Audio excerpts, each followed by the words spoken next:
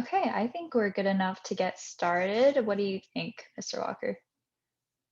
All right. Thank you everyone for being here for our third keynote lecture of the 2021 Amelia Earhart Summit. My name is Joy Kozlowski. I'm the president of Purdue Women in Aerospace. A few housekeeping items. We are recording this lecture, so keep that in mind. If you say anything in the chat, please do not unmute yourselves and keep your video off so that we can focus on our keynote lecture for today. And then, of course, as questions come up, please ask them in the chat and we'll get to them either during the conversation or at the end of the talk. So just a little bit about the Amelia Earhart Summit. Purdue Women in Aerospace Graduate Women's Gatherings and the School of AE started AES in 2018. And this year, the purpose of AES is to focus on empowering students by hosting events that focus on the diverse career paths and experiences from prominent members of the aerospace community. And with that, I want to thank our lecturer, Darron Walker, for being here today. So Mr. Walker is originally from Southern California, where he received his BSM and MBA from Pepperdine before earning his international business credential in global economics in France. Since then, he has traveled the globe working with various organizations in economic empowerment. And over 11 years ago, he started his own private consulting practice and has taken up roles as key people executives and startup specialists for impressive engineering and tech organizations. Mr. Walker's work is known for building high-performing teams by collaborating with business leaders to drive human resources management programs. He leads high-impact diversity and inclusion initiatives that create a solid framework to support corporate health and sustainable expansion. And he is currently the senior people leader for Virgin Orbit in Long Beach, California, and is an active consultant for smaller businesses in the Los Angeles area. Now I will go ahead and hand it off to our keynote lecturer, Mr. Walker. Thank you so much for being here today. Thank you so much for having me. Hello, everyone. I hope you're having a wonderful day and a good afternoon. Again, my name is Darron Walker. I'm here in lovely Los Angeles. It's very bright and sunny here today. And I'm honored to be your keynote speaker for this amazing event. One of the things that I will be sharing is a lot of the amazing things that have happened at Virgin Orbit over the past time that I've been there. So it's very apropos to be able to share some of the strides and accolades that we have attained over the past year in moving towards having a more equal workforce. So just a little bit, just diving in a little bit more into my background, just to give you a little bit more insight. Part of what I think is really important is exposure.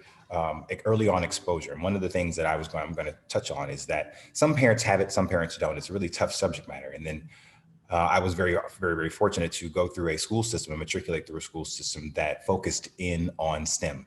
And so the end result is that later on in life, like around 99, when I first had my first foray into aerospace working for NEC, it wasn't foreign to me. It's something that I had seen before, something I experienced before that I could aspire to.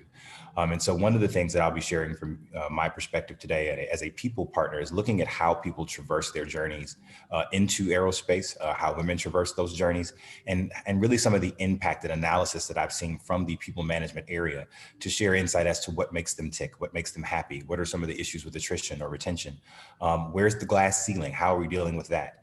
How are we partnering? And partnership is again going to be one of the most important and powerful pieces of what we discussed today. So let's jump into a little bit. Let's start with a little bit of statistics. Only 566 people have ever traveled to space. 65 of them, about 11.5%, are women. NASA recently proclaimed that it will be the first to bring women and men and the next man to moon by 2024. Despite nearly 60 years of human spaceflight, women still are in the area and territory of first. One of the things I was doing in my research is bringing to you some of the facts that I think are going to tether very well to some of the subjects and areas that we discuss. In March of 2019, the first all-women spacewalk was canceled because there weren't enough medium-sized spacesuits. Astronauts Christina Koch and Jessica Meir subsequently accomplished the first flight of all females in October of 2019. Discussing this cancellation, NASA Administrator Ken Bowericks made a very clear and very harsh, but very hard statement. The ideal astronaut body is still male.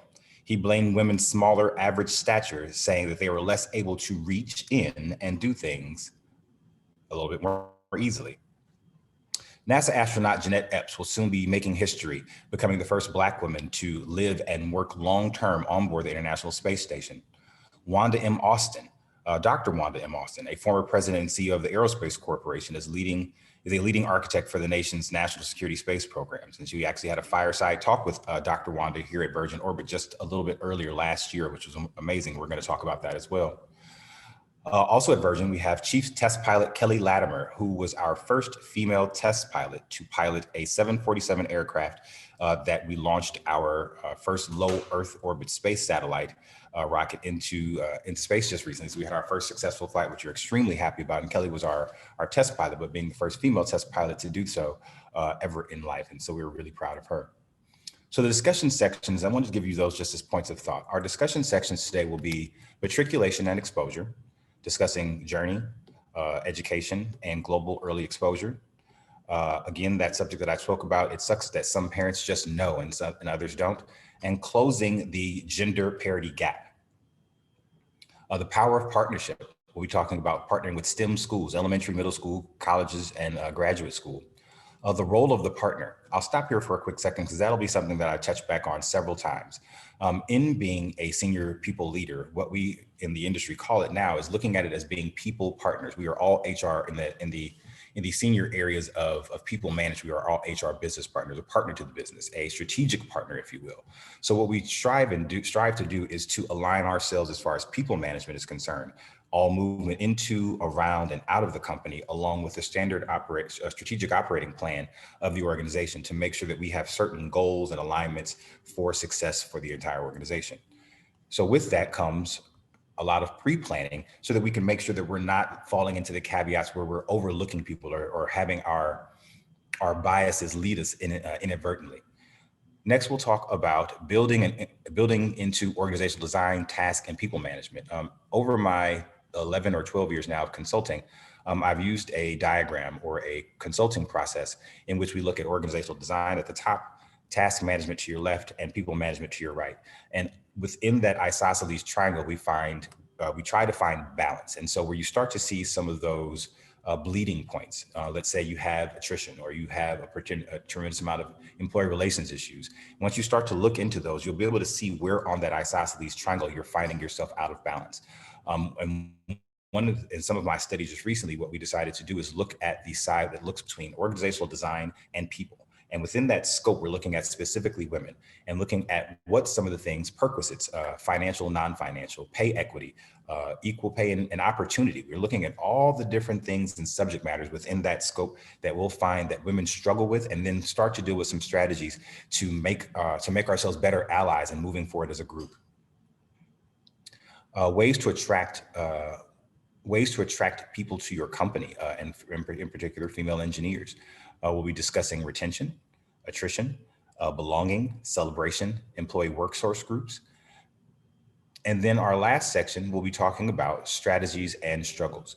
Again, going deeper dive and looking at some of the questions I'd like to ask. There's a small story that I'll share towards that time, but even now, one of the things that is so interesting is working in aerospace, you get to have interaction with all the engineers on a very personal, intimate level. As their people partner, as their people leader, what happens is they set hours and times to speak to me and ask me if we have requirements for EAP, employee assistance programs, because they're struggling at work. And so I get to hear what's going on. It's not just so much that I'm involved in just the strategy and planning and making sure that we have the right workforce, but it's also in making sure that they're healthy. It's what Julie was sharing earlier about my background. Looking into organizational health, you have to, as a consultant and even as a full-time partner, you have to look at an organization holistically. You have to look at the number of employees you have. You have to look at the stratification of your employees, and then find ways to reward them, find ways to celebrate them, find ways to identify them, find ways to make them be seen, heard, and felt. And so that sometimes often comes through the form of doing surveys in the organizations where on an annual basis, you may utilize a external force. We use the company Gallup, who helps us do our annual performance reviews in the sense that we touch base with every single one of our employees. We look at a word cloud that comes out every year that tells us what are the most important key words about our organization. And in drilling this down and asking our female employees and asking our female staff, we wanted to make sure that we're an organization that is one, spearheading the idea of listening to what women say as they're at work. And so that they can help, one, create the workforce, create the workspace, create the environment that they are a part of. Belonging and being seen and feeling a part of the organization is one of these struggles, because again, it's that sometimes one of none or not one of many, or being one of not very many people in an organization where you have that cohort or that pal or that buddy or that mentor. And so some of those things, again, we'll jump into in just a moment. And so let's just get back into right here, matriculation and exposure. Here in Los Angeles, I'm very, very, very proud of what our city has done in the areas of early education. Right down the street from me, fortunately, I'm right by the USC Aerospace Academy for Children. One of these things has happened in South Central, where I do a lot of consulting, and part of the area where my consulting is giving children opportunities and exposure to see different things. And so it's one, taking them to the aerospace stations, and taking them out to the aircraft stations, and then doing small projects within the city. But one thing that I think the city has done, especially LAUSD has done very well, is reached out to aerospace organizations like Virgin, Northrop Grumman, Hughes, and they've partnered with the schools to create STEM elementary schools and early education schools, so that they are giving children in South Central who have not had this exposure opportunities to at least see what the art of the possible is for them. Sometimes you don't realize that in impoverished areas, or subsequently socioeconomically disenfranchised areas, that schools that are in those areas aren't being provided private funding, that children are given opportunities to explore different ideas. And so in the neighborhood I grew up in View Park, there was actually one of the first aerospace STEM elementary schools in the United States, which has actually partnered with NASA as well. So we actually have children starting at the age of 6 being exposed to rocketry and aeronautics, and they're given scholarships and trips and partnerships and internships throughout their entire school education. And so I'm seeing the statistics in Los Angeles, where at least 75% of children who have experienced this early onset exposure have gone on to college in the areas of that same exposure. It doesn't necessarily have to be aeronautics or engineering. Some of it's been banking and finance, and some of it has been technology. And again, seeing women in tech, that is one of the most powerful things I've noticed this year, just over the past 12 months, the trajectory of seeing a lot more of women of color, and specifically women of color, being in executive management within aerospace. Within our company, we made a target. This is where we talk about organizational design. We made a target over year that we are trying to elevate the number as well as opportunities of women in our executive workforce. The reason for this is, over time, as a people partner, I've been able to interview people and ask, even on their coming into the organization, what attracted you to coming to Virgin or coming to NEC?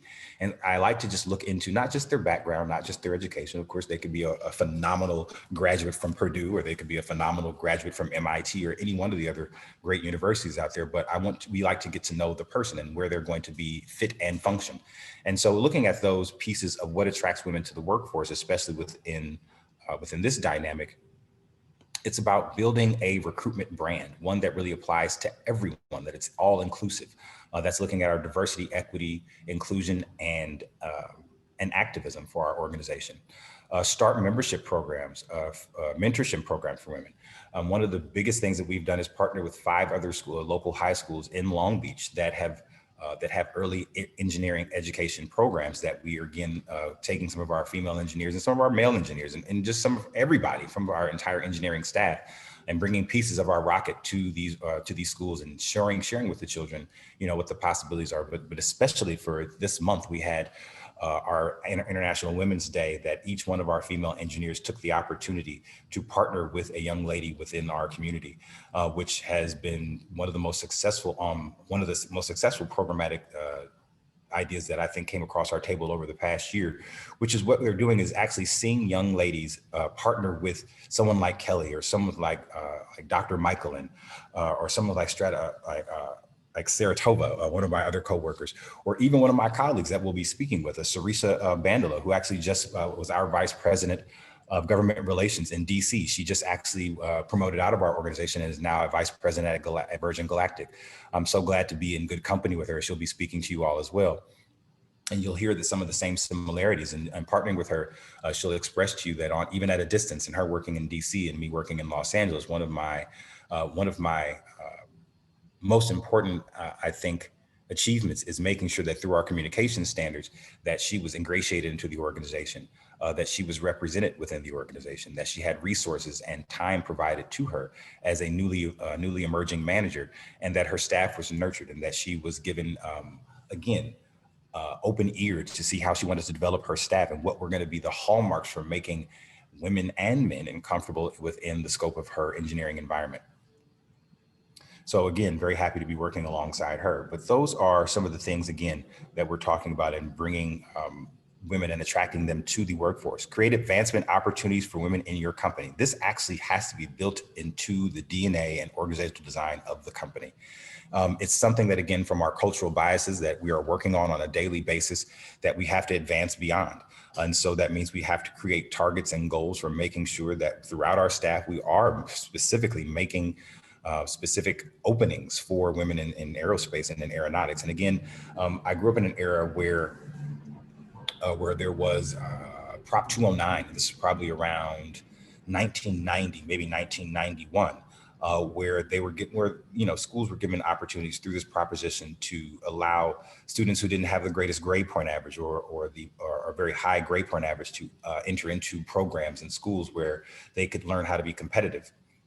One of the things about that program that I favored and then didn't favor at the time was that you want to make sure that you're getting the best of the best. And so in dealing with some of the issues in surrounding employment matters, we want to make sure that there are certain sensitivities that we discussed today about employing women in the workforce, to make sure that the communications that go out from us aren't misogynistic, that they are fair, that they are equitable, that the job descriptions that we are writing are fair and equitable, that they are not appealing just to men in any shape, form, or fashion, their stature, their height, or their ability. And so that's part of what the people partner perspective is looking through even, and I'll give you even a one-off story, even looking through our handbook and our manual. One of the things that came to light earlier last year during African American History Month was just how some of the language within engineering has been written.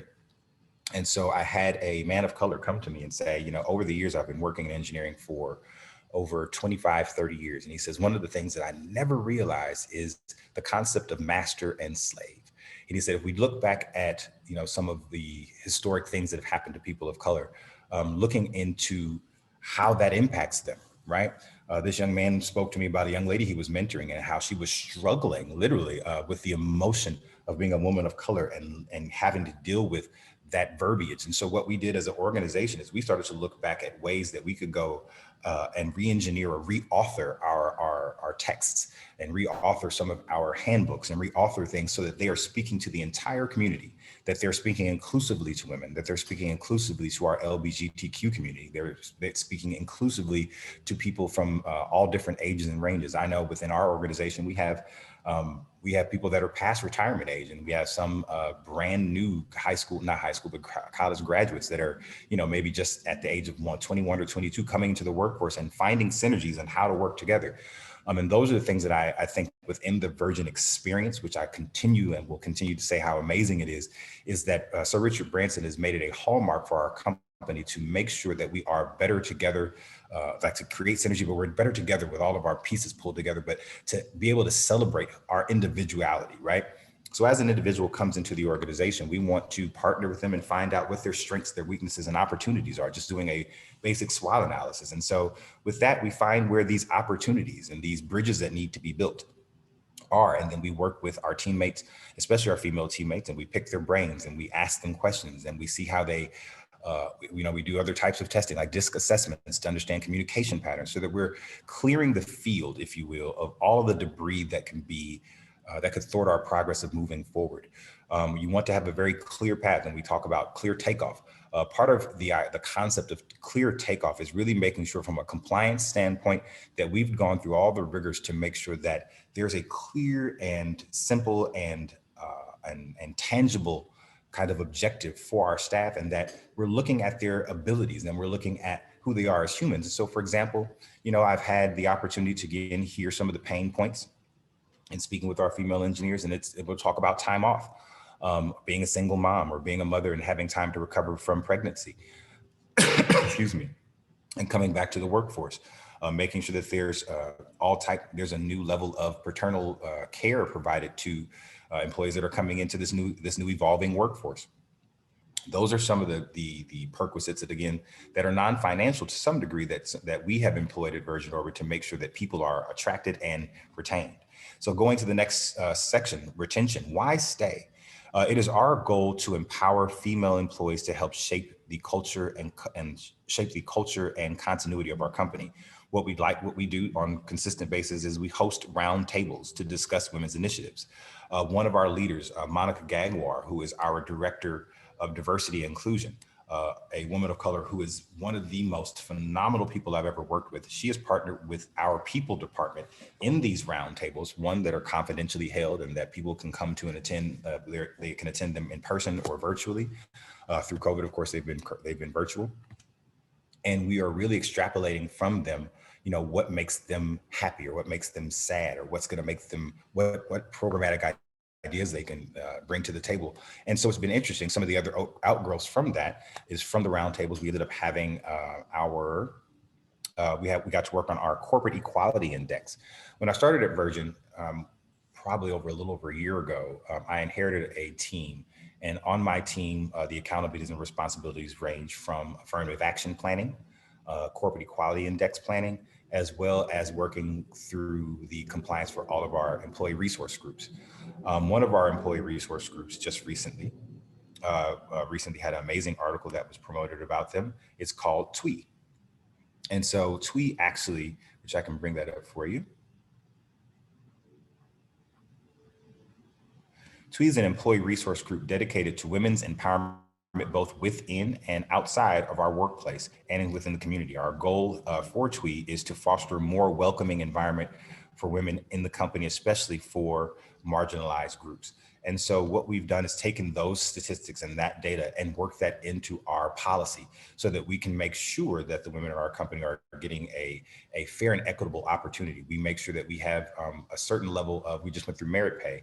And so we wanted to make sure that our director of total rewards, Anna Savio, who she goes to the marketplace once every 6 months to look and see what market range salaries are, and then comes back to our organization through the people team, through our partners, and make sure that we do an alignment and a review of all female salaries versus male salaries to make sure they exactly are on the same level, to make sure that there's complete pay equity, and that also too, that we are paying above market range to help in that retention factor. And so I use Virgin as the example, so much so because, again, I've worked in other aerospace organizations that have been absent of some of these opportunities or some of the resource plan or workforce planning that I've just discussed, or some of the women empowerment groups that we have there. And so we actually have our Black Action Movement department, or actually URG2, where we have opportunities to partner with schools, where we are working with HBCUs and universities all across the United States to work with engineering colleges of aeronautics and aerospace to make sure that we are getting the opportunity to see great talent as it's formed. When people are coming directly into their either graduate studies or undergraduate studies, we'd love to have, we've worked with Hilti and a couple of other companies, and making sure that we have strategic partnerships with these organizations so that there's a pathway already created, train tracks, if you will, a railroad already built, so that we are adding people into that pipeline that are coming directly into our workforce. And so again, looking back at that organizational design, knowing if that is a target is for us to have more women in our workforce, that means we've partnered with certain organizations. Hopefully one day we'll be partnering with Purdue to have that same type of alignment, to see that if there are individuals working in propulsion or in avionics that are interested in working for Virgin Orbit, that they can voice that interest and be given, a foray into our internship programs, or even into, an entry-level job, or even a more senior level job, or even an executive job, depending upon what the level and what is required for what we have in our workforce. But that is the beauty of I can't wait to get to the partnership section, because hopefully we'll have some questions about that. And then we'll go to one of the other sections, which I think, one more point. Every organization, I wanted to make this very clear, and we were talking about our CEI, our corporate equality index number was an 85. And now, as of this year, we are at 100%. That means that there is no organization that we have partnered with, that are a vendor or anyone that we've spoken with, that does not align with our values for women, our values for the marginalized, our values for the community, our values for the poor, our values for engineering and being a place dedicated to continuous improvement. We've made sure that we've gone through person by person, company by company, and ensured that what they purport, what they financially support as organizations aligns with our beliefs.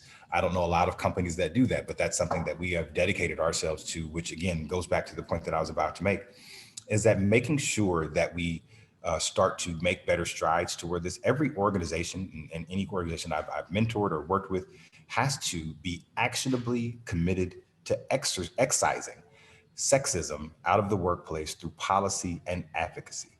Mouthful, but let's go back and say that again.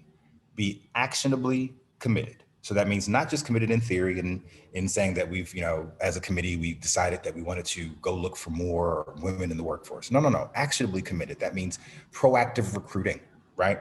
That's proactive interviewing. To excise sexism out of the workplace means reviewing policy, reviewing meetings, and giving women a voice to be able to speak and be free, and then actually having follow-up that impacts the workforce to make sure that it is not tolerated. There has to be a zero tolerance policy. And then we have to, again, go back to that space of advocacy. When we talk about diversity, we talk about equity, we talk about inclusion, we also have to talk about advocacy, because all those together are a conglomerate and a very powerful tool that, again, is as we're looking for a diverse workforce, as we're bringing equity to the workforce, as we're including more people into the workforce, we want to, as a collective group, always advocate for those same groups as well. It's not enough just to say, hey, we accept you at our job, but let's go back out into the community and see what you do and see how we can partner with you. The city of Long Beach and Virgin Orbit have a long-standing relationship that we actually put afloat in the annual LGBTQ parade. And so we have an annual ball the black and white ball that we attend, where we buy several tables to advocate for STEM education for children who are LGBTQ. So it's a lot of, again, it's so many different programmatic ways. And I thought today, in being given the opportunity to share my perspective, it's not so much sharing just the opportunities and the accolades, but also being able to share some of the plight. And let's talk about attrition. Why women leave the workforce, why women leave engineering and aerospace organizations. And there's been a lot of study placed around this. And so some of the things that I'll share, that story I was going to talk to you about earlier, this is not my particular company, but working in rocketry. Previously, I remember there was a team going towards their launch date. And on launch day, there was literally, it sounds funny, but it literally was a small bolt that had come loose and needed to be put kind of back towards the back in place. And so I'm not an engineer, of course, and I don't want to pretend to. Awesome, I think I have a question in. I've been able to, work in a lot of other areas. And so what's interesting to me is that what they did, opposed to going to find a woman, they went and found a small man, because it turned out that the hole that they had to kind of reach into was smaller, and all the other engineers' arms were so big and so buff and so whatever, that they actually went and found a small man, one of the smaller techs, to go kind of reach in and do the piece. And so I think from feedback, it was interesting that one of the other female engineers, she said, I'm about his same size and they didn't call me. So a couple of questions. It says, why leave? I left because I would have an opportunity as a female senior engineer to do the same work that I would be doing with my counterparts. I left because I didn't see myself represented in leadership. I left because the other company that recruited me, they have a female executive engineering manager, and I would love to have her as a mentor. There's a lack of belonging for me. No matter how much I strive to be on my team, I still don't feel like I belong. Celebration, I don't feel celebrated here. And so just like we were talking about having International Women's Day or Women in Engineering's Day, some of the feedback that I've gotten as a partner is that I don't feel celebrated. I don't feel special. I don't feel included. And then also too, that again, that even in the numbers, that it's not encouraged for me as a woman, so hearing some of the feedback that I'm reading to you now, I'm not encouraged as a woman to partner with other women in my organization, because again, it looks like we are creating a club and excluding others. And so some of this feedback, this is all within the past like 2 or 3 years. So this has been 2019, 2018 that I've had some of this feedback provided to me. It's been actually mind blowing to still within the 2021 dynamic to realize that from an employee relations standpoint, that women are still struggling with the communications of their coworkers in close dynamic and close proximity, that working in manufacturing, that there are the roughnecks and the words that come out, and that might not be, a very tasty or very kind or very, very sweet or whatever the words, whatever it may be, but it's just not permissible or professional in the workplace. And so that those types of things are still being said. And it's interesting because, again, everybody wants to work. Everybody wants to come to work and have the same type of opportunity and have the same types of resources, and have the same achievement ability and have the same, art of the possible happen for them, that they can ascend the kind of ladders within aerospace and aeronautics and engineering to get to those higher levels and be the representation for women at those higher levels, so that they can, let that trickle down through the vertical and have those partnerships start to work from a grassroots level. And then next we'll move into some of these struggles and strategies. I think it's really important to think about, we've talked about some of the struggles, but let's talk about some of the strategies. We talked about that organizational design and people and task management. What is important to me, and just out of the design, you have to look at the people. I have a couple of questions here, and let me see if I can answer some of those now in advance of me jumping into this next section.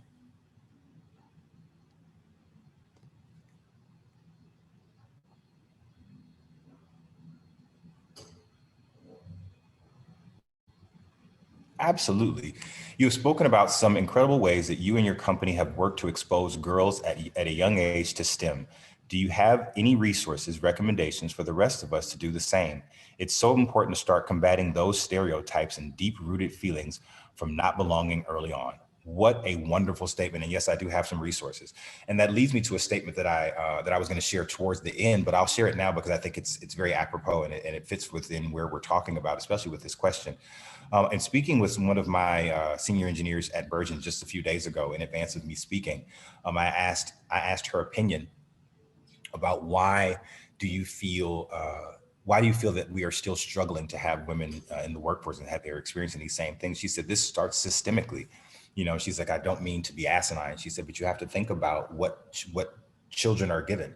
And often in certain scopes or in certain dynamics, women are not given blocks. Boys are given blocks and girls are given dolls. And if you start to thwart that dynamic earlier on and say, hey, I'm giving you structure, I'm giving you building blocks as well. I forgot the name of the ones that I used to use when I was a kid, but I remember playing with, I didn't have a lot of men on my street there. I remember there were a lot of young ladies. And so I remember actually working with building blocks with a lot of young ladies. But just to answer your question, what I would say is there are resources, and I actually will put some of those up at the end of some of the organizations that we've partnered with. So as Virgin Orbit, and then also some locally within my Los Angeles area.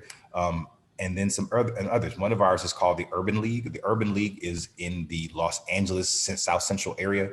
The Urban League provides economic empowerment and educational empowerment to boys and girls under the age of 16. They partner with these students to, one, provide them with school books, to provide them with different types of travel opportunities to go to different seminars.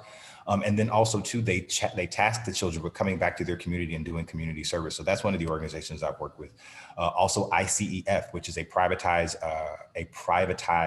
charter school system here in Los Angeles as well, that has a program specifically directed towards STEM. What I would say is any school or any organization or any programmatic organization should look into all the private schools within a 5 to 10 mile radius of your organization or where you are and where you're located. And then start to have, I would say, even not necessarily a summit, but even have a open mic night to start talking about and bringing people together in a town hall forum and asking, what are the community needs? What do the kids need? Are there wealthy entrepreneurs or businesses that are willing to give?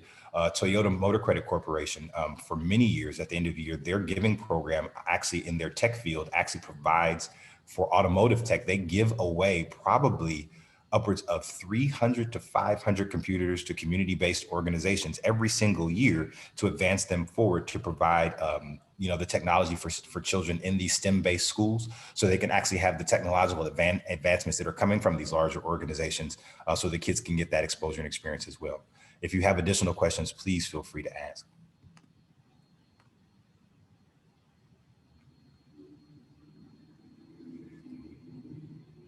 All righty. Now, going back to those strategies and talking about some of the struggles, some of the things that I think is really important is, and when you look at, and I say this from a organizational design standpoint, when you look at your executive board, and I think this is where even last year with Forbes and in the World Economic Health Organization, when they put out their reports last year they were looking at female executives in aerospace, aeronautics, and tech. The numbers that actually, they said plummeted, but they did not plummet. They actually did take a dip. I think that is directly a direct impact of the change that's happening within the whole entire arena of people management. Because of COVID, I'm noticing that there are far more opportunities and far more equal opportunities and far more initiatives right now that are happening to acquire, to attract, and to retain female talent. And that is something that I think is going to be pivotal in the industry moving forward, because as it says now, from an emotional standpoint, emotional intelligence, that we're finding that women are far more emotionally balanced to work at a distance in this kind of decentralized workforce. The communication patterns are better. The consistency is better, and that some of our more traditional engineering pathways that we've utilized before are becoming outdated. And so there are strides towards seeing the holistic organization or the holistic industry kind of make strides literally towards evolving emotional capacities, where we're seeing that that women are actually being depended upon for their strength and their character within these teams to kind of bring the teams together. You're finding that they are the synergy of the team, which is very interesting to me and very impactful. Right.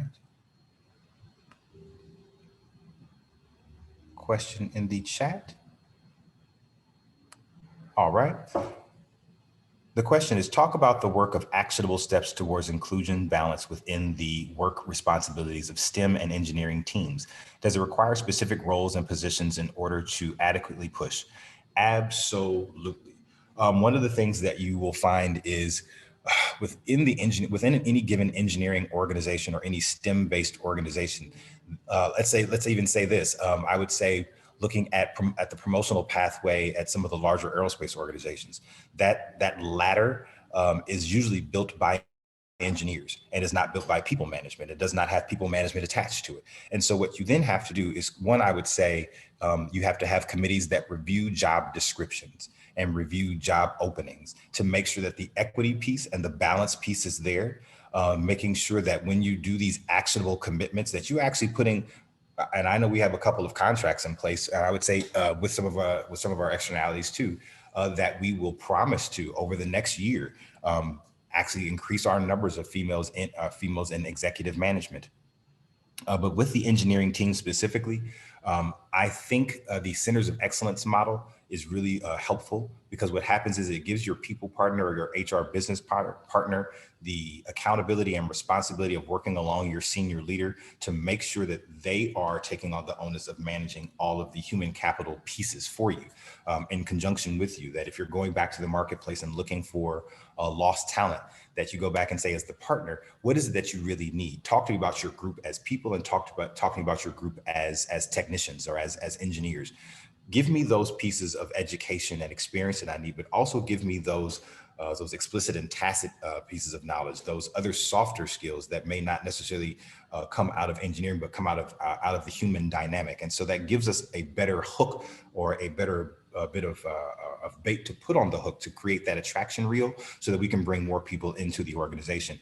What I would say is, I'd say even at Virgin, our director of affordability is deeply entrenched in our ERGs and fights for women's rights and women's in engineering promotions within our organization. So it's also having a voice and having someone heralding to the organization and being that spokesperson. So again, I would say find who to partner with strategically within your organization, and then if there are local community opportunities that you can do some partnership there. I think that's fantastic. But again, working within the confines of engineering, I say this comes from a direct impact of partnership between people management and workforce planning with engineering.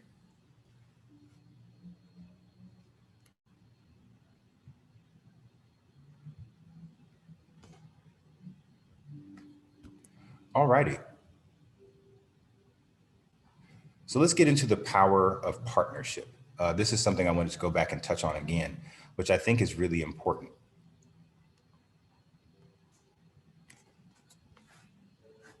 The power of partnership can start in a very grassroots area, in the sense of it doesn't have to be a very well-refined program. What it can be is working with, for example, elementary schools locally here in Los Angeles.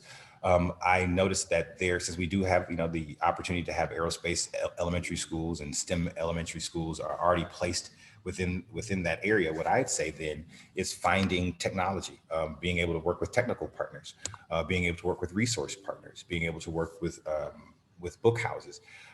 These are the partnerships that get the education, that get the information, that get the resources into a solid group, where it's not just the concept of saying, I want to expose children to this, but I'm now giving them tools and resources and projects to work on, to partner with NASA, or to partner with the Aerospace Corporation, or to partner with Virgin.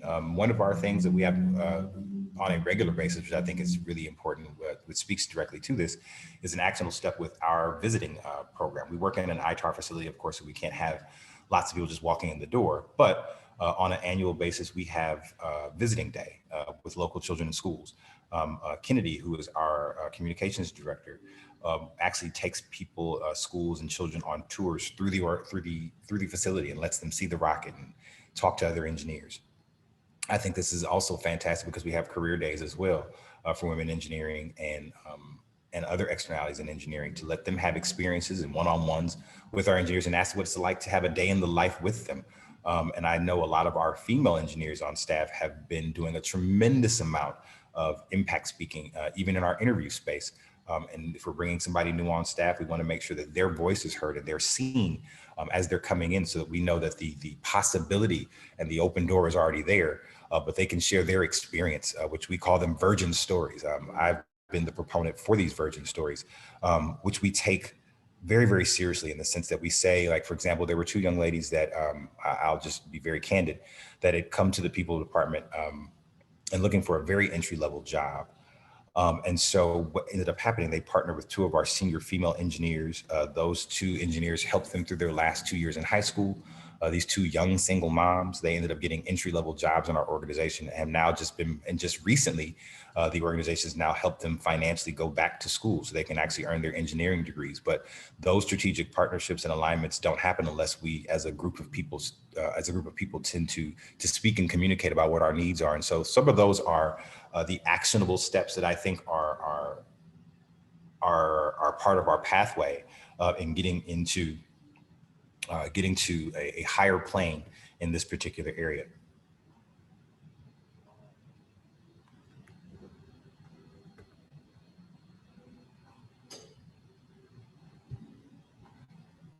Now, what I'll share with you as I round out, because what I wanted to do was leave a little bit more time at the end, because it's a little bit more conversational, and leave you space to ask a little bit more questions.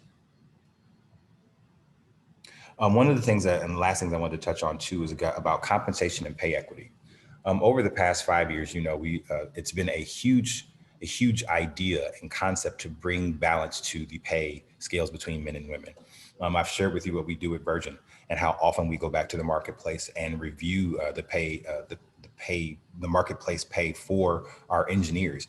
And we try to ensure, again, that we are paying at a rate that is that's going to help keep us there. I can't, divulge what that is, but we tend to pay a little bit over, I'd say over market in some regards, because we want to pay for the best talent in the marketplace. And so one of the things that I do know is that Virgin Orbit has been given accolades over the past year by several economic organizations, in that we have been at the forefront of making sure that that women are being paid fairly in our organization.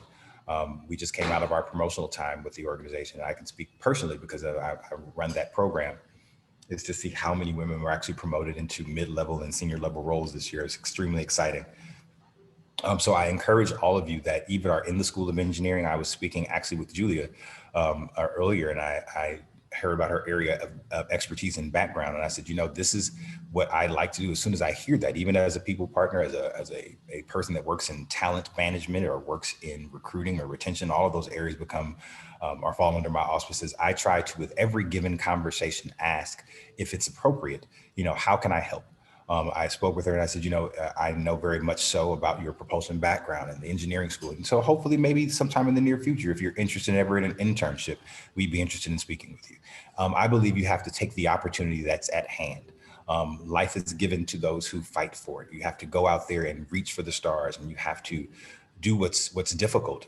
I find that looking at what man has created over our time is that we look at friction being our greatest accomplishment. Why? Because of the heat that comes from it. Fire is our greatest accomplishment because it gives us warmth. It helps us cook our food. It helps us remove disease. And so I say that in this regard, don't be upset about the friction that you experience in your journey as you traverse this movement upward into upper management or to engineering opportunities, or broaden the scope of what women can do and shall do and are doing in the aeronautics and aerospace industries. I say you have to always do what's difficult. You have to build that muscle. And again, I think about the flood that follows behind. You have to think about, being a forerunner, you're always going to get a couple of more get hit a little bit harder, or have a few more scars, but it's for those that follow behind. It's for the future of women in engineering. It's for the future of women in rocketry that you are fighting for these spaces and these voices and these opportunities so that young girls can grow up and be you one day. That they can be the first Indian woman in space, or they can be the first African-American woman in space, or they could be the first African-American woman on Mars. They could be all these different things, but it starts with the art of the possible. It starts with being able to again, fight these fights, beat these battles, beat those little bitty wars, but again, hold ourselves to a higher standard as an industry. What I'm so grateful for today is that you all have listened to the partner perspective, the human relations perspective, the human resources perspective, the people partner. Like, you get to look at the human dynamic as it pairs alongside with the technical dynamic, where we have to come together and have a happier marriage in those two things, where we're looking not just solely at people's ability, but we're looking at people's opportunities, what they can grow and become over time as we start to feed them, as we start to enhance their experiences. As women in the workforce start to feel more comfortable, we'll start to see them blossom and grow, because again, where you're more comfortable, you start to see more of that expansion. So thank you so much for your time today. I hope I've inspired you. I hope I've provided you with some insights that aren't very common into the aerospace and aeronautics industry as to what some of the strides that Virgin Orbit has made, some of the things that we are definitely actively committed to and moving forward. And then also too, that men like myself that are in this industry are again, allies and fighting to make sure that there are spaces and opportunities given to those who merit them best. And that's all of us all at one time. Diversity, equity, inclusion, and activism is something, and it's something that's a hallmark to my heart. I'm so grateful to be in this industry, and so grateful for your time. I wanted to ask, are there any questions that I can actually answer for you now? And I have one coming in. Early on, I see a lot of girls turned off from engineering and STEM because of stereotypes that girls really aren't into engineering. What may be some of the ways to encourage them to do what they like and not listen to stereotypes? I was reading an article just today. It's so interesting that you brought that up, Julia. I think that's a phenomenal question. I think what it is, and I shared this topic or this comment before, it's again, the art of the possible. I think what happens with children, I'll throw myself out there, and obviously I'm not a woman, but being a gay Black male in this industry, I think that's one huge thing that I've had to traverse and deal with, and it hasn't been easy. But then also looking at and partnering that and looking at that at how we kill those stereotypes, it's really saying when something's difficult, you can do it. I mean, it sounds so simple, it sounds so asinine, but when you start to see the fall away of young girls from STEM education, that you start to push them back towards it and say, anything that's difficult doesn't necessarily mean it's hard or it's bad, that you have to, that's just building up integrity or building up dexterity. I think, again, it's really empowering parents. One of the people that I might be on this line right now or in this session is one of my clients, Ms. Sade Chapman, who works in South Central Los Angeles and has created a child development center where she exposes children from an early childhood development stance and gives them opportunities, specifically Black girls, opportunities to see and experience things so early on that they become enamored by it. And I think it has to be consistent, Julia. It's about consistency. Anything that, we always talk about this from a human dynamic space. Anything you do for 30 days consistently becomes a habit. I think anything we do consistently over the educational process for any young girl is going to endear them into this area of STEM. And hopefully, as we start to find ways to reward, enlighten, broaden perspective, and have really, really isolated opportunities to intimately engage young girls, I think you'll start to see a huge number and a higher proliferation of women in engineering coming out of that.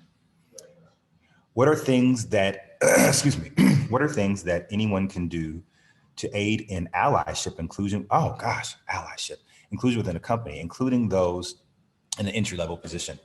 I would say this, what are things that anyone can do? Anyone can, I would say this, if there is being this simple, even if you have a suggestion box, if you have a hotline, we have an anonymous hotline at Virgin Orbit where anybody can call. I manage the hotline. Some of my other people partners that work with me manage the hotline, and we take those calls and we take those ethics calls on our ethics line. And you speak about the injustices that you see. We keep it from being any type of whistleblower environment, but we want to make it an environment where we tell and we share and we talk, and so we can triage and deal with it. I think allyship also too comes in buddy programs. We just recently out at our Mojave test site, we actually just recently started a buddy program that anybody that starts out at the test site is assigned a buddy for 3 to 6 months, someone who will show you the ropes, talk to you, mentor you, feed back into the organization how well you're doing, that you can have one-on-ones with them, and then have them included with your manager as your buddy. And then even so in a what's the word I'm looking for? In a review sense, that we actually within our performance reviews, you are given the opportunity to have 2 of your partners or buddies or people that you feel comfortable with speak about who you are to us, so we can get a full holistic 360 look at who you are. And so I think allyship comes along with one, speaking to your upper management about opportunities. It's also 2, going outside of yourself, going outside of your organization and looking for active partners who are looking to work with you. Again, there are a tremendous amount of book clubs that I've seen on Facebook, as well as certain chats that I've been involved with on a normal basis. Even on some of these on some of these newer platforms that I've heard about. There are tons and tons of groups, but I would say from you as an individual, if you're not in HR, if you're not in engineering, or if you're even in an entry level role, that you need to use your voice in written form or in spoken form. Be heard and be accountable for what you feel. And I think that's a really great way for you to start off an allyship. How have you and your company pushed employees towards serving the local community? We forced them to. Just kidding. We actually as a people department, work with our branding and marketing organization to go out into the community, to schools, to Girl Scouts, to all types of different organizations, and ask them proactively would they like to partner with us. We actually send out mailers. We do a lot of research and marketing. We actually are tied into our city, the Long Beach City of Commerce, the Long Beach Chamber of Commerce, to where we go once a month to have facilitative conversations with other businesses. And so as employees, what we do, we open up everything. We have on our employee resource group work board, or for example, our love committee, which I'm a part of, which is our LGBTQ committee. We actually have financial support from our organization for every single one of our ERGs, where we're not just saying, hey, let's go be a part. We are donating actively. We are providing finance and resource, as well as partnerships with other companies outside of us. And so we tell people that you get an extra day off, or you might get extra time, or you might have the opportunity to take an extra vacation day, or you may get an extra pie, or whatever it is. We find perquisites that are financial, non-financial, vacation time, extra PTO, or extra programmatic projects that you get. You might have access to. If you are a champion, we're going to help champion you right back, and we're going to give you a high five and something that's tangible. Not just financial, but we make sure that you are then highlighted. If you go to our website on a monthly basis, we highlight an employee that's done something fantastic in our community. So I would say those are some of the ways that we encourage them and kind of nudge them to do that. I believe there's a longer question before Ah, that I that you just might have missed, there we missed. go. Got it right there.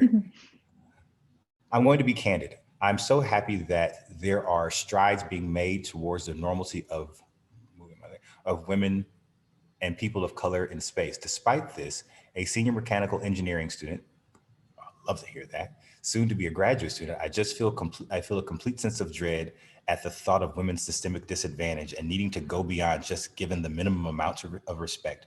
How do I get insight into companies' culture? And at what point do I fight? And at what point do I not settle and leave the company for its bigotry and oh my gosh, it's a fantastic question. I lost my spot. That can happen at the workforce. It's common tradition rule to stick with your first job at least a year. This is very true. Do you still follow this as for a company that doesn't value me? Let's dig into this really, really quickly. Um, One thing you have to understand is what you're doing and why you're doing it, and understand your why. Part of when as a HR person or as a people person, I interview companies. It's a confidence space for one. It's coming from a personal depth of understanding that I have the education and the wherewithal to perform the job. It's that self-confidence is something that you have to work on. If you don't have that, then you depend on what you've worked on. If you made it through engineering school and you're going to you're working on your secondary education, you're not shy, you're not weak, you're not uneducated, you're not fantastic, are making amazing strides. But what you have to do is understand personal value. There are times that an organization will not value you. And if you recognize that, there has to be a weight placed in that where you're making a value assessment on who you are and the stress level that you can handle. One of the things in the people management part is when I talk about employee assistance programs and how often those are used.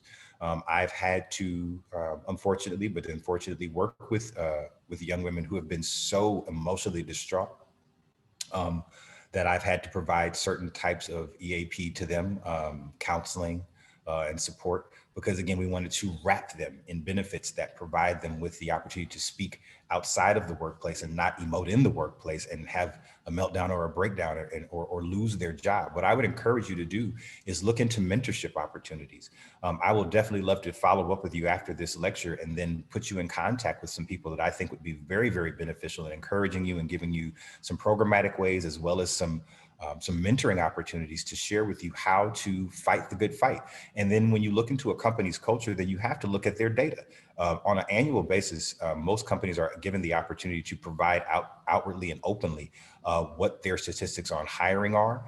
So I would even ask, if you're looking into a specific organization and you're in a recruiting process, ask the questions, ask the hard questions. How many females have you promoted into executive management? How many female engineers are on staff out of the full staff? Ask those questions and really expect answers, and then start to gauge where you see yourself over the next 2 to 5 years. And that 1 year rule, I'm still on the fence about that, because this newer generation, I find it very difficult for them to stay at a job for 5 years or stay at a job for 3 years. Opportunities are constantly popping up.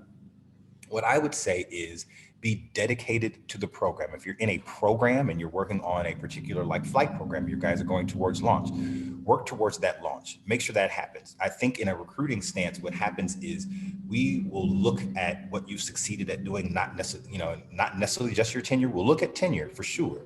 But if you've finished and completed things and seeing things to fruition, that speaks volumes to us about your character, about your ethics and your stick-to-itiveness, which speaks more to you staying for the long term, right?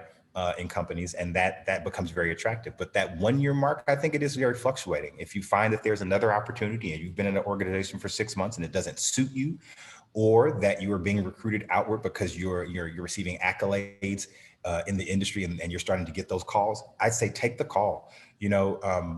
Part of one of the things that I've never been afraid of is when someone comes to me and say, hey, I got recruited. I'm like, go take the call. Ask how much money they want to pay you. See what the role is like. Compare it to what you're doing here, because what I want you to do is be a happy employee, a happy and fully fulfilled employee, somebody that'll stay here. I don't ever want anybody to feel like we're holding on to them or pulling them down. I feel that in HR, we're supposed to give wings to our individuals and rockets and, rocket packs for you guys to take off and kind of get to where you need to go in. All right, one more question.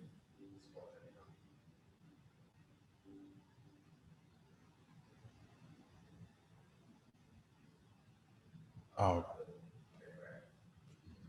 give me one moment. I'm locating my.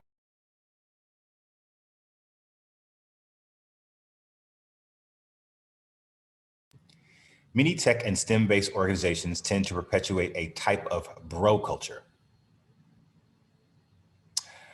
Beyond recruiting and increasing the diversity of the employee pool, what efforts are necessary to provide women's and people of color's clear pathways towards career mobility, towards mobility and increasing pay? Well, let's see. One of the things that you'll find is that it has been historically a male-dominated industry. It doesn't have to be that way. The bro culture or the bro club is something that through corporate communication and through definitely through corporate communications that you start to seed the idea and the functionality and the culture of the organization through how you communicate to the organization. That I think comes from the C-level suite, that comes from board of directors, that comes from the people department. That is heralded from benefits to say, you know, these are the things that we hold true as cultural underpinnings. And so I think that bro culture gets broken down by us celebrating and then providing accolades in balance to our female staff and making sure that that we're putting ourselves into one, looking at that diversity quotient, that we are actually creating spaces and earmarking spaces and creating the strides to put women into these roles in advance, that we're doing the workforce planning and more so succession planning, that as a leader is leaving the organization, we're giving fair and equitable opportunity to our male and female employees as well. When you talk about clear pathways for people of color, I think when you talk about the National Association of Black Engineers, or even looking at the fraternities or sororities standpoint, there are lots of opportunities for these groups, these work groups, or these resource groups, or these teams to bring you into a place of support and a family. That if you're not experiencing that in your exact environment at work, that you experience that outside of work, where you're getting that mentorship, you're getting some of those other bits of advice, you're getting some other alternative perspectives that can help alter who you are in the sense of being able to handle the gravitas of some of the difficulties that come with being a woman or man of color working in these industries. And then it is, like you said, it's so much more than recruiting and going beyond just increasing diversity numbers. It's really about forward planning and forward thinking and looking at the industry as it's evolving and how we can find ourselves in great alignment with where we're going. And I will tell you this now, women are going to be at the forefront of a lot of our greatest movements this year. And I've seen that happening across multiple industries, but you watch across this science and tech, it is going to be epic to see the amount of change that is happening. 2 more messages. Programs to aid inclusion can be misconstrued. Very true. I lost my, sorry. That was another question that came up really quickly. Let me pop back up to that one.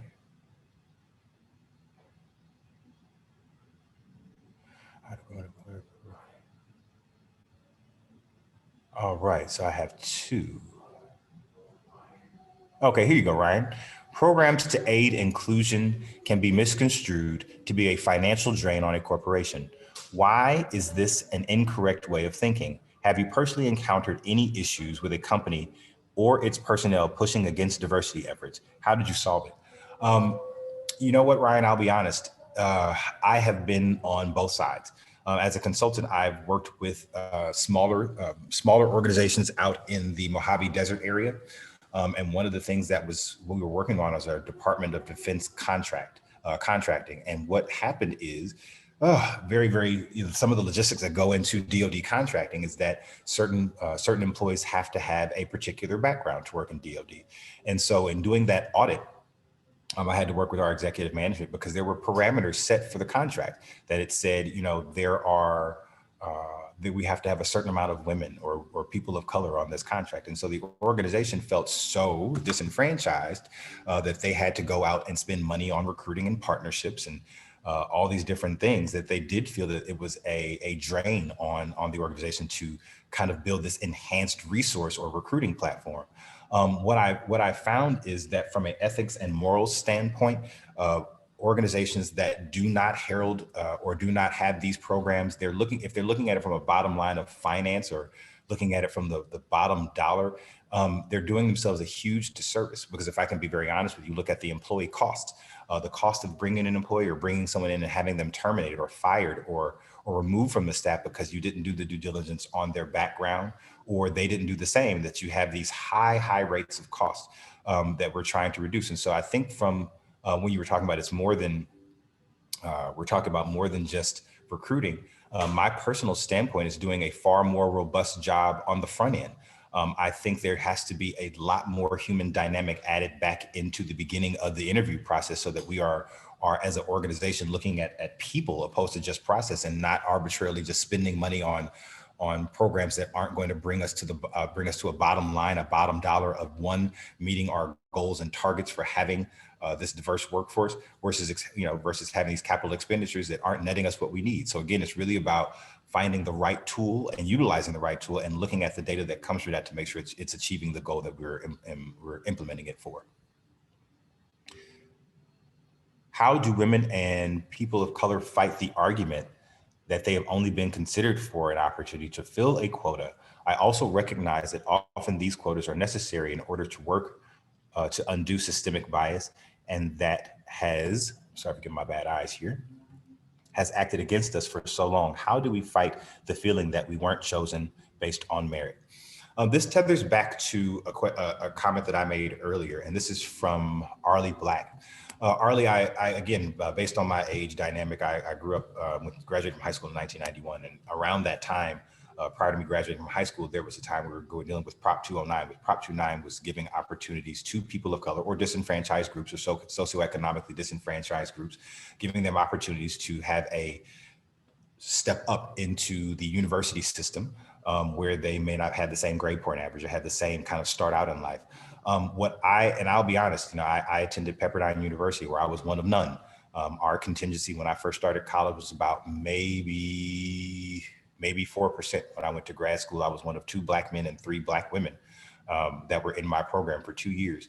And so what I would say to you is that what we as students experience, and what I've experienced in my career, is that people of color have to, one, understand excellence. This is not just people of color, this is people of any color. You want the best of the best. I say within our organization, our target is to find the best engineer. If the best engineer just happens to be a person of color, then that person will be selected. We have to be confident, and I say this myself, and kind of traversing some of the industry ills that I've seen over the past 15 or 16 years. You have to know how, again, to put your best foot forward, and then ask those questions. I'm the person that when I get interviewed, I ask the really odd questions at the end. How well did I fare against my competition? How many other African Americans have applied for this job? I'm being very direct, and these are questions that you can wholeheartedly ask. You have to empower yourself to take the reins back in your interviewing process, take the reins back in your personal equity, and going into these organizations and fight for what you want. One of the things that I'll say to you, to all of you, and I've said this to anybody I've ever mentored, when you're doing a salary negotiation, ask for more money. We may all giggle. I don't hear your laughs there right now, virtually. But I would say to you, don't accept your first offer. Because if there's a bias, or if there's a cultural bias or an unconscious bias, you have to ask for the stars and you may land on the moon. And I use that aerospace analogy because, again, we have to start to utilize our voices. And then again, those strategic partnerships, those employee resource groups, as people of color, they're very, very valuable. The one we started here at Virgin Orbit has been tantamount to the success of so many of our African-American engineers really finding a voice and asking for resources, training, and development that they were scared to ask for before. And then finding one, also too, that they were selected just solely because of their prowess and not because of the color of their skin. You're finding that in human resources, we're having far more intimate conversations with our teammates about who they are and what they want and what they need. And so I would encourage you, as women, as people of color, as people with differences in individuals, as LGBTQ representatives, utilize your colleagues at work. Speak to them. And I'm not saying, start a mutiny, but what I am saying is if you find similar and like-minded people, voice those kinds of needs and wants to your executive team, and I guarantee you they'll respond. Piggybacking on Arlie and Julia, can you talk about taking advantage of your position as a token? Ooh, wow, that's awesome. Are there ways to leverage that position to be of benefit? I'm sorry, one more? Oh, there's one more. I went down. Okay, got it. All right. To go along with Arlie's question, what is the best way to draw that line between tokenism and representation? Whew. You guys are asking some very good questions, and I would say this: I've experienced tokenism. Accidentally, I found out that I was only hired for a vice presidency previously for a role with a global development company, solely because I was Black. Because they did not have any Black executives, and they had been they had had a couple of court cases prior to that year because they had gone through interview processes and people felt that they had not been given a fair shake. And going along with what that means is I think when given an opportunity and you're a one of none, part of it is expressing and vocalizing who you are as you're one. I shared, and I was actually in a panel interview yesterday for a company. They were actually asking me questions about my consulting background. And I said, part of what I do to kind of break that ice or facilitate that bridge or to build over that caveat is to express who I am as a leader, to give you my background. I don't have to bleed on the carpet for you. But what I do find is that when I am one of none, when I feel that I am only selected because of the color of my skin, I express what goes beyond the color of my skin. What I try to do and what I consistently perform is at my excellence and at my best. A lot of people, who are not people of color don't understand Black tax. The fact that from, the past several years and looking at us being marginalized and historically looked over in job markets is that we've had to work twice as hard or earn more degrees or more certificates to feel that we are valuable and vetted enough to go up against a non-person of color who only has one degree. What I would say is, again, strive to be your best, strive to do what's excellent, and then speak your truth on a regular basis. This is the time. Through what we've experienced in this marketplace over the past year with Black Lives Matter, I would say that your life matters and your voice matters, and utilize that voice at your organization so that they can hear the excellence that comes from you. And then they will then again respond in kind, I believe, and create opportunities for your voice to turn into situations and programs that are going to benefit not just you, but people around you as well. Piggybacking on Arlie and Julia, can we talk about taking advantage of your position? The taking advantage of it, I think that might be a bit of a difficult spin to put on it. What I'd say is capitalizing on the role. What I'd say is creating foundational opportunities for people that are not at the same level that I am. I would say going back, there's a famous adage in the African American community called "He ain't too heavy." It's a beautiful piece of art where there's a man reaching from his hierarchical space above a wall down to his brother with his arm outstretched and reaching up. I don't believe that in any shape, form, or fashion in this day and age that we are outside of the confines of realizing that he ain't too heavy. We still have to lift our brothers and sisters up. I say it's going back to your communities, it's going back to your schools, it's going back to your job or even your neighborhoods, and finding ways to dive in, to give of yourself, and to realize you can pull people along up to that next same level. I think that's, what you're there for. There was a pastor that I used to listen to, and I don't want to be, of course, going to the ecclesia of it all, but I think there was just an adage about being at the top, about being lonely at the top. What it is that there's a mountaintop just for you. And then when you find that space, and however you had to make that journey, you can help someone along with that journey and make it exponentially easier and shorter for them by you going back and sharing your story and your strength with them. Mentorship, partnership, alignment, and synergy. I think those are the simple words, but those are definitely the answers to helping people and their peers and organizations.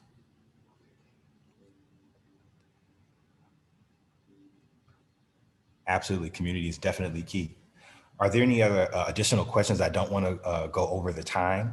I think there may be some. What personal experience have you had from your career? Oh, wow. Okay, great question, Ryan. I'll be honest, I did not start out in human resources. I actually wanted to be a dentist at first, and then I wanted to be a lawyer.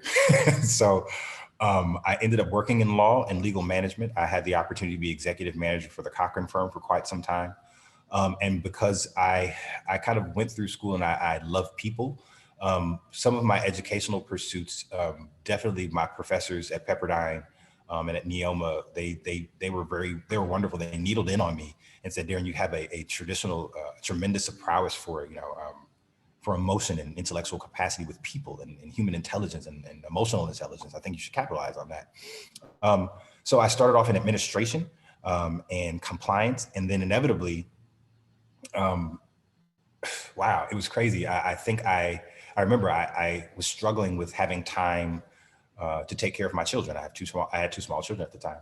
And so I went into my consulting practice. So in my consulting practice, I was given a inroad directly into the C-suite. And so now I've worked with probably 20, 30 different organizations, and I can inject myself into those opportunities. And the one that I had was pretty amazing.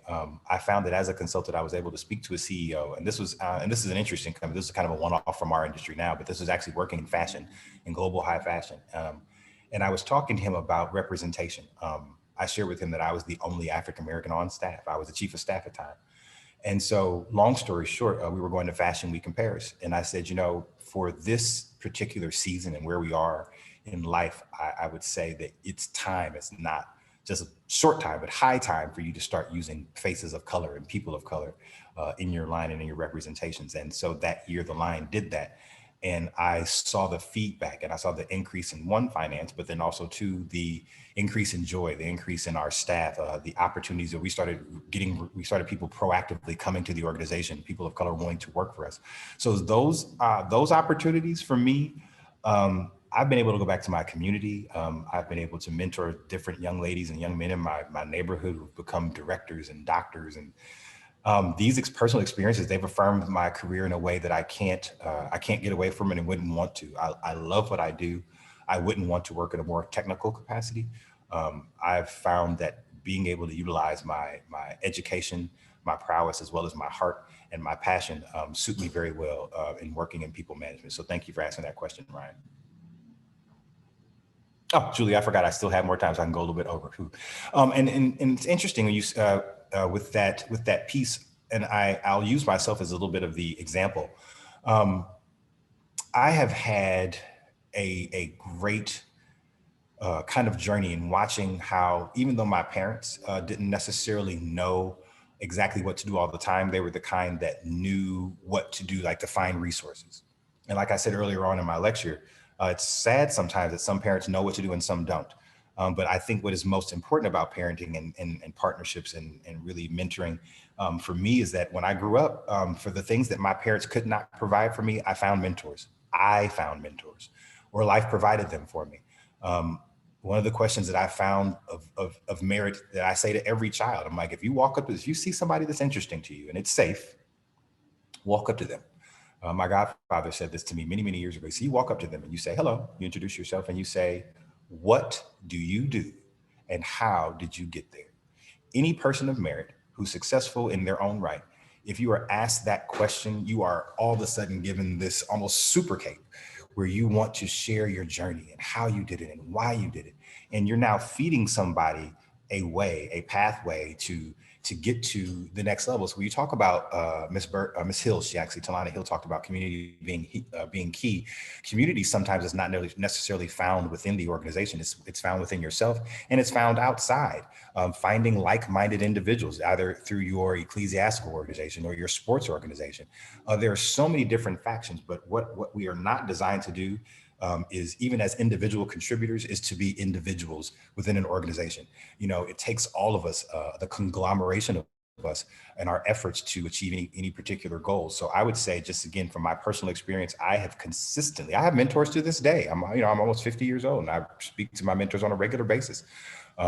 Some of them are chiming in right now, and I told them, I was speaking, and they were very, very happy and still gave me some advice. I think the idea of being a lifelong learner should never be exhausted. You should always strive to learn. And I think the day that you're not learning or not striving to learn or have a desire to learn is probably the day you close your eyes. So I encourage people to again, make sure that they are advocates for building in community and staying connected. One of my very proud moments is working through, just even my circle of influence. When you talk about the writings of Stephen Covey, the the 7 habits of highly influential people, or highly successful influential people. I studied him at Pepperdine, and we went a couple of steps further. I read his last book, Transcending from Excellence to Greatness. I think that book, I extrapolated from that, is that it's not just enough to be great. Excellence is the consistency of those same efforts being applied across the board in your life. And I say for any one of us that are coming out of this lecture today, it's not just, again, being inspired. It's about being spurred to action.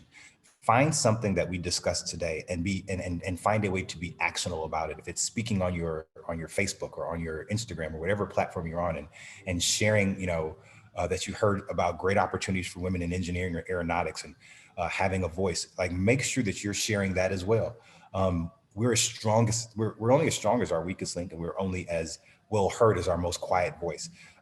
It's one of the things I try to add into my HR life is I do a tremendous amount of outside reading, and reading the readings of Marcus Aurelius. The unbridled passions of a man become the undoing of a soul.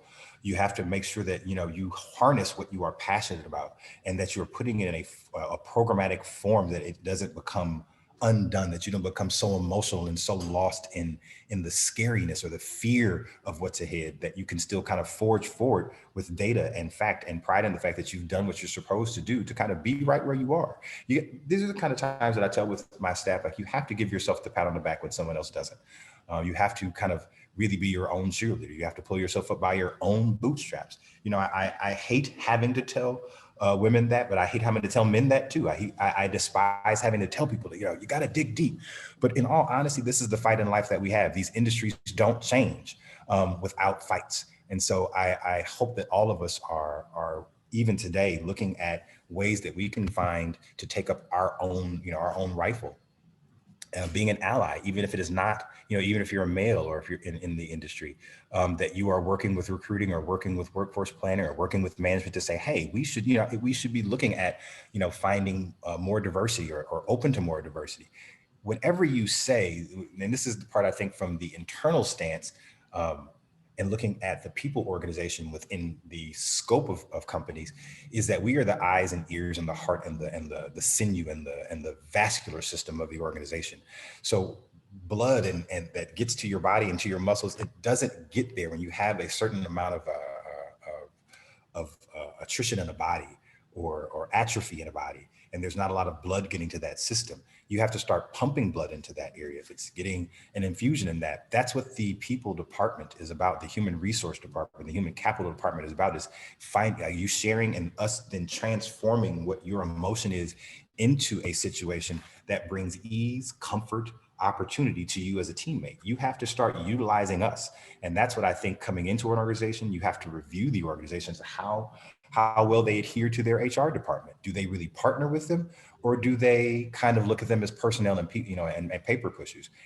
Truly great organizations, you will have the best onboarding experience, the best interview experience, the best communicative experience about you, even from your job description. You can really start to hone and see what an organization's kind of hallmarks and efforts and energy is like, just from taking a step back and not being so hungry about getting the job, but being hungry about being in the right opportunity.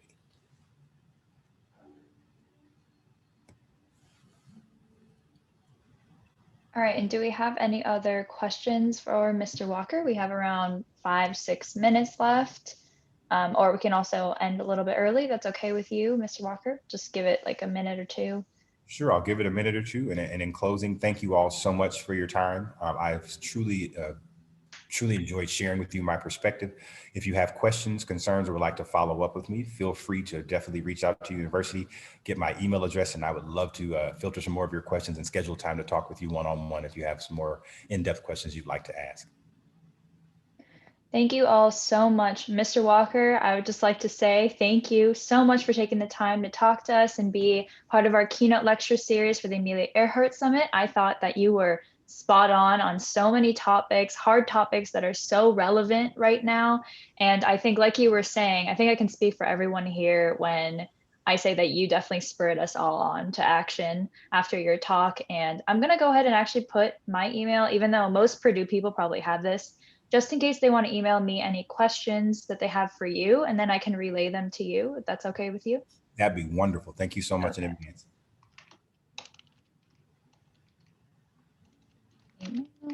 Okay. Everyone else, thank you so much for being here. And of course, you can just use this email I'm putting in the chat right now, and I will relay any of your questions to Mr. Walker. Mr. Walker, I would love to have some more chats. I think we talked about it before, about some sort of collaboration with Purdue Women in Yes. Aerospace. And I know Dr. Gatson is in the chat. Thank you, Dr. Gatson, for putting us in connection with Mr. Walker. And then with that, I'll go ahead and end the recording and let you all go. So thank you so much. Thank you, Mr. Awesome. Walker. Thank you all. Have a wonderful afternoon. Thank you again for the opportunity. Thank you.